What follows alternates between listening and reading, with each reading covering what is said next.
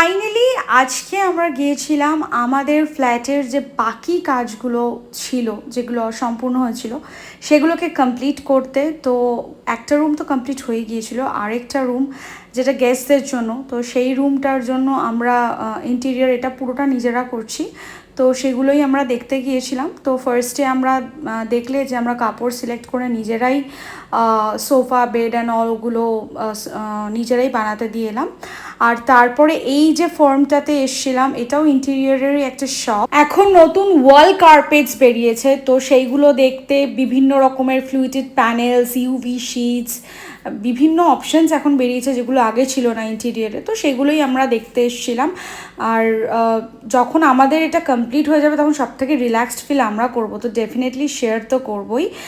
এখনও work in progress. আমাদের পুরো বাড়িটা বাস্তু মতে, তাই ইনফ্যাক্ট দেওয়ালের কালার থেকে শুরু করে ফ্লোরিংয়ের কালার, একটা ছোট গাছ থেকে শুরু করে এভরিথিং বাস্তু মতে, তাই ঠিকঠাক ডিসিশন নিয়ে গোছাতে একটু সময় তো লাগবে।